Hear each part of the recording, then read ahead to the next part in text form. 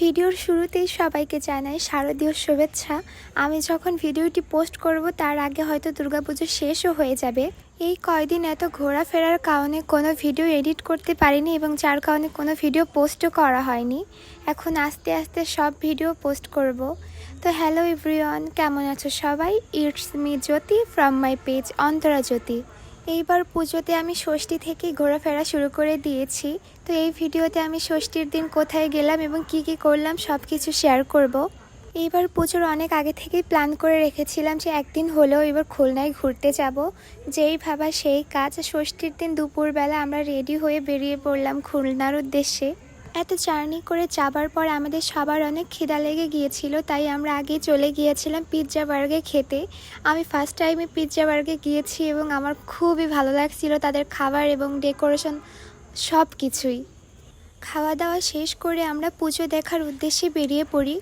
খুলনা শহর আমার একটুও পরিচিত না, তাই কোনো জায়গার নাম আমি খুব ভালো করে জানি না, তাই কোনো জায়গার নাম আমি মেনশন করতে পারতেছি না, শুধু শিববাড়ির মোড়টাই আমার পরিচিত। আমি ক্লাস 8-এ থাকতে একবার ঘুরতে এসেছিলাম দুর্গাপূজার সময়। তখন আমার খুব ভালো লাগছিল, অনেক সুন্দর ডেকোরেশন করতো, কিন্তু সেই অনুযায়ী আমার এবছর অতটাও মনে হয়নি।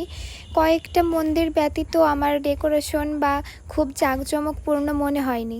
আর মেইন হচ্ছে দুর্গাপুজোর সময় রাতে ঘুরতে হয়, তাহলে হচ্ছে ডেকোরেশন আর লাইটিং ভালোভাবে দেখা যায়। আমরা যেহেতু দিনের বেলা ঘুরেছিলাম, এই জন্য আমরা হয়তো খুব ভালোভাবে দেখতে পারিনি বা ব্যাপারটা বুঝতে পারিনি। আসলে আমরা মেয়েরা গিয়েছিলাম তো, তাই বেশি রাত পর্যন্ত থাকতে পারিনি। সন্ধ্যার পরপরই আমরা ব্যাক করেছি। আরও আমরা খুব বেশি মন্দিরে ঘুরিও নি, আমরা জাস্ট হাতে গোনা 5 থেকে 6টা মন্দিরে ঘুরেছি, যার ভেতর 2 থেকে 3টা মন্দিরের ডেকোরেশন সব কিছু আমার অনেক অনেক ভাল লাগছে। আমি অনেক বছর আগে গিয়েছি তো আমার ভালো করে সব কিছু মনেও নেই, কিন্তু আমার বান্ধবীদের মাঝে মাঝেই আসা যাওয়া পড়ে।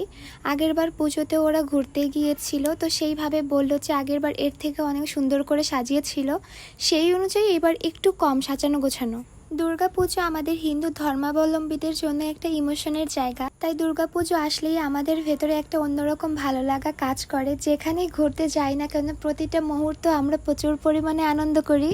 আর এইবারও তার ব্যতিক্রম নয়, আমরা প্রচুর পরিমাণে ঘুরেছি আর অনেক আনন্দ করেছি। আর আমি কোথাও ঘুরতে যাব আর ছবি ভিডিও করব না, এটা তো কখনো হবেই না। তাই গিয়েই আমি যেই মন্দিরে যত ভালো ভালো লোকেশন পেয়েছি সেখানে আমি হাজার একটা ছবি তুলে আসছি। আর এই মন্দিরের নামটা আমি জানি না, কিন্তু এটার ডেকোরেশন না অনেক অনেক ভালো ছিল। সাথে ছবি তোলার জন্য আলাদা আলাদা করে কয়েকটা ডেকোরেশন করেছিল, যেখানে গিয়ে গিয়ে আমি অনেক অনেক ছবি তুলেছি। আর আমরা বুদ্ধি করে একটা কাজ করেছি, সেটা হচ্ছে আমরা ষষ্ঠীর দিনে ঘুরতে বেরিয়ে গিয়েছি, কারণ অষ্টমী আর নবমীর দিন এত পরিমাণে ভিড় থাকে। আর আমরা যেহেতু দূর থেকে যাব, অনেক ভিড় হলে আমরা আর সময় মতো ব্যাক করতে পারতাম না, কারণ আমাদের যাওয়া আসা নিয়ে 4 ঘন্টা চলে গিয়েছিল আর আমরা 2 থেকে 3 ঘন্টা ঘুরেছি মাত্র। এখন যে মন্দিরটায় যাচ্ছি, এই মন্দিরটা আগে অনেক উঁচু করে আরও অনেক বড় করেছিল, যেটা এখন একটু ছোট হয়ে গেছে, কিন্তু এখনও অনেক সুন্দর। এই মন্দিরে যাবার পর পুরোহিত মশাই সবাইকে ডেকে ডেকে প্রসাদ দিচ্ছিল এবং আমরা প্রণামী দিয়ে আসলাম সবাই মিলে। আর পার্সোনালি খুলনা শহর আমার অনেক ভাল লাগছে, অনেক নিট অ্যান্ড ক্লিন ছিল। তারপর চলে গেলাম আমার দেখা সব থেকে সুন্দর ডেকোরেশন করা মন্দিরে। এটা হচ্ছে শিববাড়ির মোড়। ওই দিনে যতগুলো মন্দির ঘুরেছি তার ভেতরে এটা সব থেকে ভালো ডেকোরেশন করা ছিল এবং অনেক দূর পর্যন্ত লাইটিং করা ছিল। এখানে পুজো দেখার পরে আমরা সবাই মিলে একটু নিউ মার্কেটে ঘুরতে গিয়েছিলাম, কিন্তু ভাই ওইখানে সব কিছুর এত এত দাম। আমি এতদিন একটা মিথ্যে ধারণা নিয়ে বেঁচেছিলাম যে ঢাকার মতো হয়তো খুলনা নিউ মার্কেটে জিনিসপত্রের দামও অনেক কম, কিন্তু আমি একটা দোকানে একটা ক্লিনজার কিনতে গেছি, যেটা আমি সব সময় 430 বা 440 টাকা করে কিনি, ওইখানে একদম ফিক্সড 550 টাকা, 1 টাকাও কমাবে না। তারপরের দিন আমি গোপালগঞ্জে এসে ঠিকই সেটা 440 টাকা দিয়ে কিনেছি। আর একটা কথা না বললেই নয়, আমি সবার মুখে মুখে রিফিল করা আইসক্রিমের কথা এত শুনেছি যে আমারও প্রচুর পরিমাণে খাওয়ার ইচ্ছে জেগেছিল, কিন্তু সিরিয়াসলি এই আইসক্রিম একটুও মজা নয়। এই কারণে হয়তো রিফিল করে দেয়, তাহলে 30 টাকা দিয়ে রিফিল করা সম্ভবই না।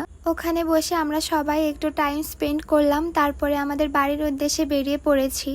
তো এই ছিল আজকের ব্লগ। ভালো লাগলে লাইক কমেন্ট শেয়ার করে দিবেন। Bye bye guys, love you all.